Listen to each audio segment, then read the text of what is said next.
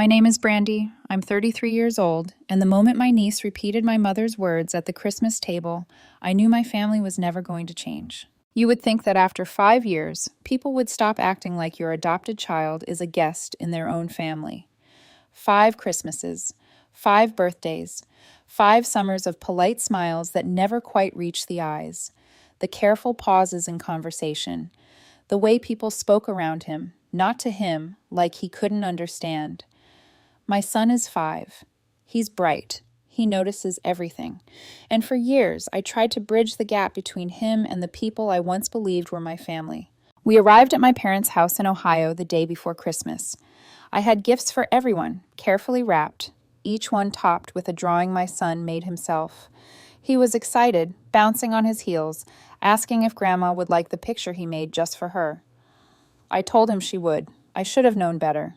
My mom greeted us with a brief side hug, then crouched down in front of my son and asked, "Do you remember me?" He nodded politely and handed her the drawing. She smiled the way someone smiles when a stranger on the subway hands them something they don't want but don't know how to refuse. My dad barely acknowledged him at all, just a distracted glance and a grunt before shaking my husband Derek's hand. Christmas morning started off deceptively normal. My son played quietly on the carpet with a toy car, humming to himself. I helped in the kitchen, trying to ignore the familiar tightness in my chest. Then I felt it, that sudden silence that makes your stomach drop because you know something has gone wrong. I walked into the living room and saw my niece sitting upright on the couch, glittery headband, slightly crooked, wearing the same smug expression she always gets from her mother. She looked directly at my son and said clear as day, "Grandma told me you're not her real grandson." He didn't cry. He didn't ask questions. He just stopped chewing and lowered his plate, staring at the floor like he was trying to disappear. I froze. The worst part wasn't what was said. It was what didn't happen afterward. My sister giggled, actually giggled, like it was a joke she expected someone else to join in on. No one corrected her. Not my brother-in-law, not my father, not even my mother. She just lifted her teacup and took a sip like she hadn't heard a thing. Derek stood up slowly. I knew he was about to speak, and I shook my head. I didn't want my son's memory of that moment to be a shouting match. I wanted him to forget it, if that was even possible. Derek paused, then calmly tapped his glass once and said, "At least now we know who the smallest person at this table really is." The room went dead silent. We left without explanation. I packed our gifts back into the car while my sister asked if we were seriously leaving already. I didn't answer. My son fell asleep before we left the neighborhood. That night, after putting him to bed, Derek and I sat on the couch without talking for a long time. Then my phone buzzed.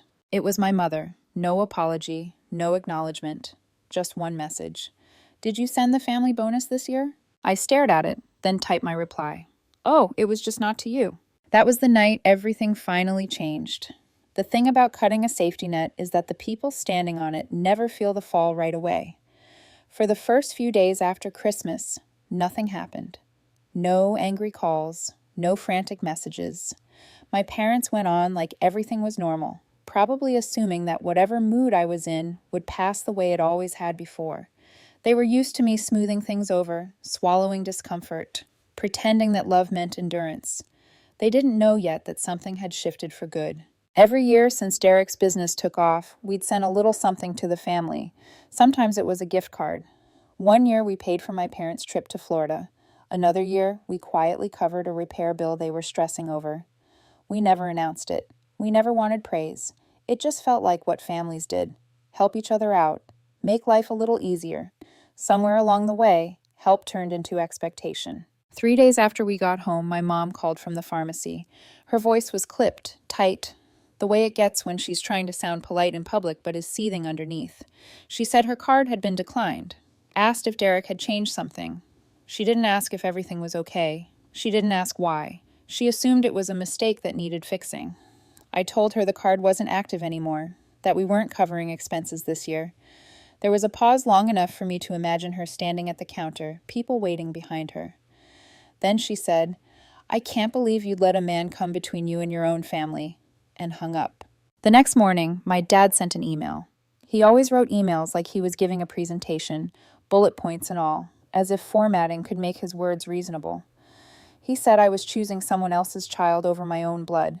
He said Derek was isolating me.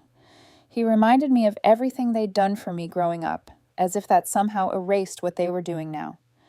At the bottom, he wrote, "When that man leaves you, and he will, don't come running back."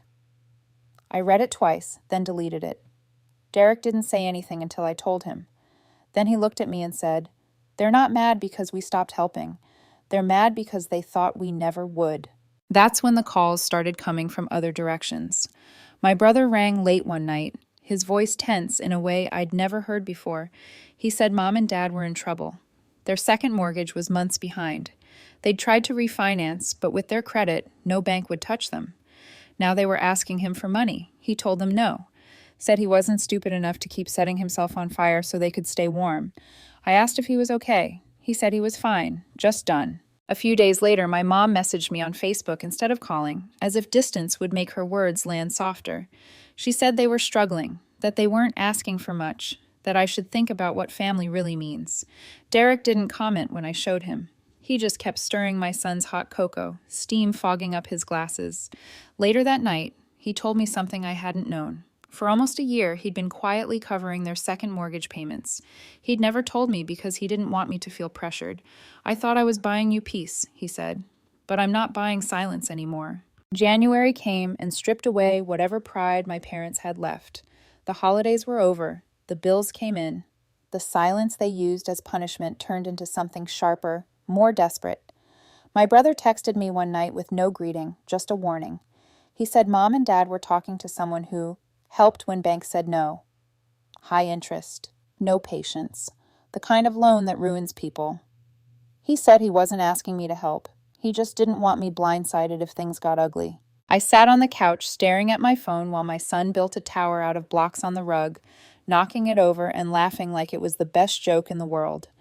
Derek was in the kitchen making dinner, humming under his breath like everything was normal. And in that moment, I realized how separate our lives had become from theirs.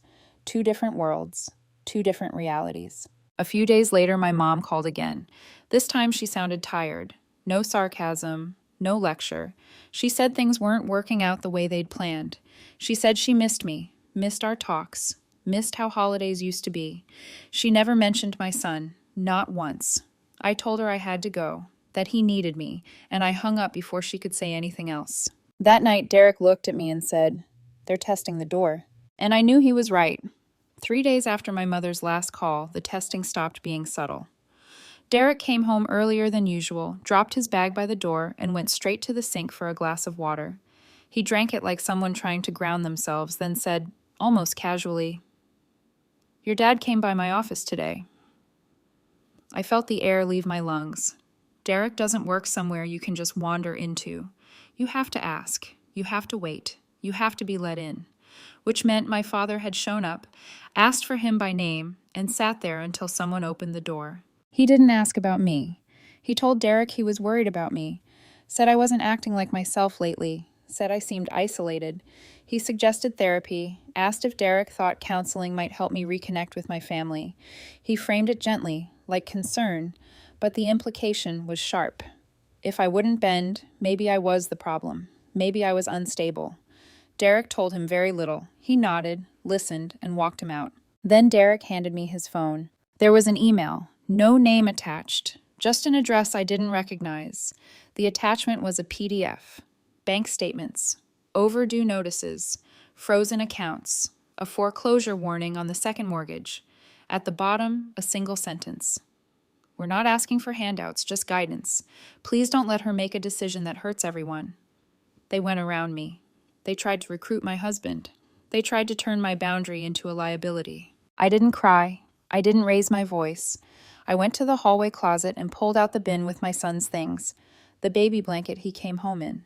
The zoo photo from the day he called me Mom by accident, and then smiled like he'd discovered a secret. Crayon drawings folded until the paper went soft. I sat on the floor and breathed until the shaking passed. Family doesn't break into your life through back doors when the money dries up. Family protects the child sleeping down the hall. The next morning, I wrote them an email. Short, direct, no explanations. I told them we would not be helping financially. I told them they were not to contact Derek again, directly or indirectly. I told them any further attempts to undermine me would be documented and addressed formally. I ended with one line: "You made your choice at the table." There was no reply. A week later, my mother sent a photo instead. She and my father standing outside a small brick church, hands clasped, faces solemn, like they were posing for a brochure. The caption read, "We've started counseling. We're trying. Please don't give up on us." I didn't respond. I stared at that picture in the grocery line, in the carpool lane, late at night when the house was quiet. I couldn't tell if it was change or a costume. Derek noticed before I admitted it. He said I'd been off since the photo arrived. I told him the truth, that I didn't know how to feel, that I kept thinking about 10 years from now, about my son asking why he didn't know his grandparents, about not having a clean answer. Derek didn't argue. He asked one question: "Do you think they've earned another chance?" 2 days later, a longer message arrived. Polished, careful. They wrote about counseling forcing uncomfortable conversations, about selling the second car, cutting up credit cards, meeting with a debt counselor. My mother mentioned taking a part-time job. They named my son by name and wrote a sentence that stopped me cold. "We saw him as a symbol of your choices, not as a person. That's on us, not him." It was the first time they named the harm without deflecting. I told Derek I was thinking about a short meeting. Neutral place, public, no child, just to see. He listened, then said quietly, "They didn't just say terrible things. They tried to unmake you. You can forgive that if you want. He won't pay for it." We waited. A week passed. Then another. No messages, no pressure. Then an envelope appeared in the mailbox. No stamp, no return address. Inside was a photo of a small apartment with secondhand furniture and boxes stacked against the wall. A handwritten note said they'd sold the house and moved. No expectations. Just wanted me to know they were starting over. I left the note on the counter between my son's drawings and the grocery list. Derek didn't comment. On the third morning, I wrote back. I told them I got the photo, that I respected the steps they were taking, and that we were not ready to include them in our son's life, not now, maybe one day. If the work was real, it would continue without us watching. I pressed send and waited. They didn't reply. The silence that followed felt different from all the others. It wasn't angry or performative. It didn't come wrapped in guilt or threats. It just existed, wide and unfamiliar. And for the first time, I didn't feel compelled to fill it. Weeks passed, then a month. Life settled into a rhythm that didn't include them, and I realized how much of my energy I had spent anticipating their reactions instead of living my own days. Mornings became about backpacks and mismatched socks and reminding my son where he left his favorite sweater. Afternoons were homework at the kitchen table and Derek cooking dinner while humming softly to himself. Evenings were stories before bed, his small hand tucked into mine, his breathing slowing as he drifted off. There was no tension in those moments, no sense of waiting for something to go wrong. It felt earned, like peace you don't notice until you've lived without it for too long. Then, just as I started to trust that quiet, it cracked. It began with a message from a number I didn't recognize. Friendly, casual, signed with a first name I vaguely remembered from my mother's social circle. She said she was part of my mom's church group and that my mother had mentioned I might want to reconnect sometime. "No pressure," she wrote. "Just thought she'd reach out." I stared at the screen longer than I needed to. I hadn't responded to my parents in months. I hadn't mentioned church or reconnecting or anything at all, and yet here was someone else, carrying their message for them. The next day, another text came in. This one from a youth coordinator at the same church, inviting my son to weekend activities. She said my mother thought he might enjoy making friends his age. My chest tightened. I hadn't shared his name with anyone. I hadn't asked for outreach. And suddenly strangers were using him as a bridge back to me. I called the church that afternoon. I kept my voice calm, polite. I thanked them for the invitation and declined. Then I asked a simple question. Had my mother given them my contact information? There was a pause on the other end of the line, just long enough to confirm what I already knew. Yes, she had. The coordinator apologized, said she thought I was open to reconnecting and just needed encouragement. I hung up and sat in my car for a long time, hands gripping the steering wheel, feeling the familiar mix of anger and clarity rise in my chest. That night, I told Derek everything. He didn't interrupt. He didn't try to soften it. When I finished, he said, That wasn't a mistake. That was strategy. And I knew he was right. They hadn't changed. They had adapted. When direct access was denied, they found another door, wrapped control in kindness, used community and faith to make it look harmless. I wrote one final email that night. Not long, not emotional. I told my mother I knew what she'd done, that involving third parties, especially in spaces we didn't share, was a violation of the boundary I'd set, that it showed me the difference between growth and performance. I asked for space. Then I made it unmistakably clear: no more contact. Not through friends, not through church, not through anyone. I ended it with one sentence: this is no longer a conversation. She didn't reply. I blocked her number. Derek blocked it too. The house went quiet again, but this time it felt settled, not suspended. Days passed without incident. Then weeks. My son stopped asking about grandparents entirely. He stopped checking my face after drawing pictures or making cards, stopped asking who they were for. He just created, freely, without expectation. Spring arrived slowly. We spent weekends at the park, watching him race other kids across the grass, his laughter bright and unburdened. One afternoon, he asked me if families could be small. I told him yes, they could be exactly the size they needed to be. He smiled and said he liked ours. I realized then that this wasn't loss, it was protection. And I didn't owe anyone an explanation for that. By the time summer crept in, the distance had done what confrontation never could. It showed me who we were without them, not as an act of rebellion or punishment, but as a quiet fact. Our days filled up with ordinary things that felt extraordinary only because no one was criticizing them. Derek took my son fishing on Saturday mornings. I learned which snacks disappeared fastest from the pantry and which stories he liked to hear twice before bed.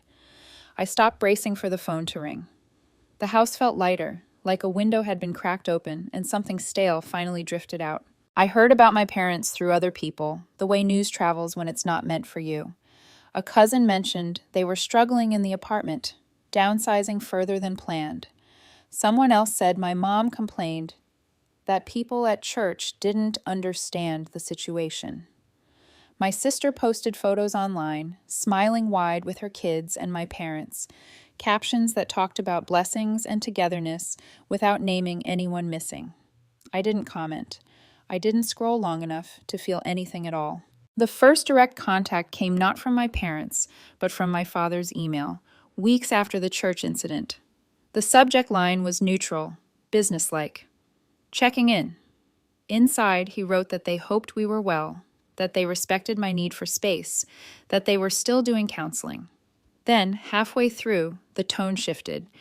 He asked if we were still considering investing in another property and whether there might be a way to structure something that could help them through a rough patch.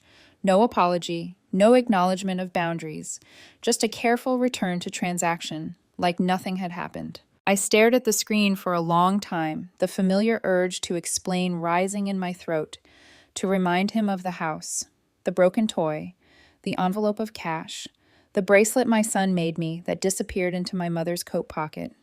Then I closed the laptop.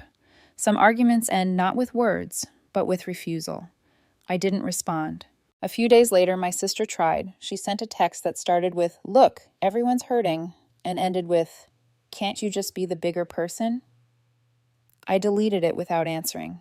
I'd spent years being bigger, quieter, more accommodating. All it ever bought me was permission for them to keep going.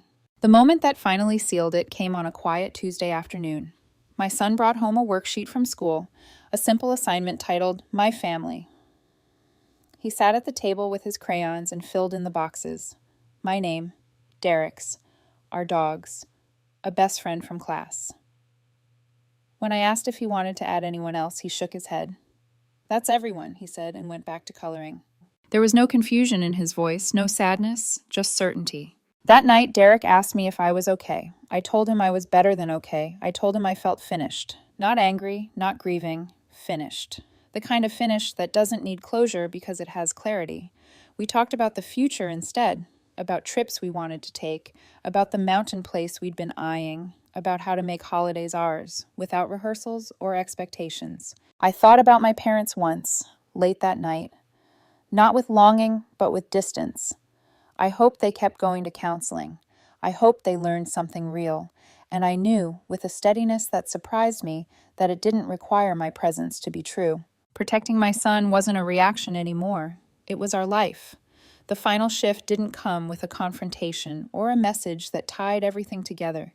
It came quietly, the way seasons change when you're not paying attention to the calendar.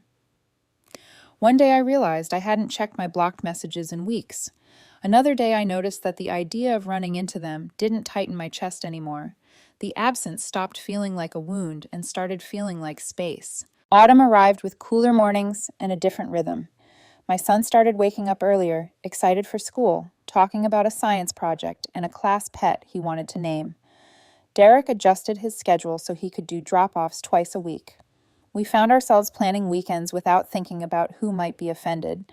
We hosted friends for dinner and laughed loudly without scanning the room for disapproval. We built traditions that didn't require permission. There were moments when memory tried to intrude. A holiday display at the store, a church parking lot we passed on the way to the park. I let those moments pass without attaching meaning to them. I had learned the difference between remembering and reopening. One honors what happened, the other hands it power again. My sister tried once more, a brief text that said she missed me and hoped we could talk. It didn't mention my son. It didn't acknowledge anything that had happened. I didn't respond, not because I was angry, but because there was nothing left to explain. Silence, I had learned, can be an answer without being a punishment. We took that mountain trip we'd talked about, a small place with tall trees and a porch that caught the afternoon light just right. My son ran along the trail pointing out birds and rocks like he was discovering the world for the first time. At night, we sat by the fire and told stories, the kind that grow legs and wander off into laughter. No one asked who wasn't there. No one needed to. On the last morning, he drew us a picture. 3 stick figures holding hands in front of a house with smoke curling from the chimney. He added stars to the sky even though it was daylight. When I asked him why, he said because he wanted it to look happy all the time. I taped it to the fridge when we got home, right where I could see it every day. I used to think family was something you endured, something you held together even when it cut you.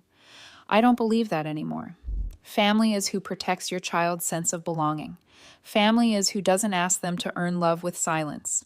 Family is the place where doors don't open without permission and apologies don't arrive only when leverage fails. I don't know what my parents believe now. I don't know if counseling changed them or if it simply taught them new language. I don't need to know. The truth is, I stopped needing them to become different in order for my life to be whole. That need was the last thread, and letting it go felt like breathing after holding my breath for years.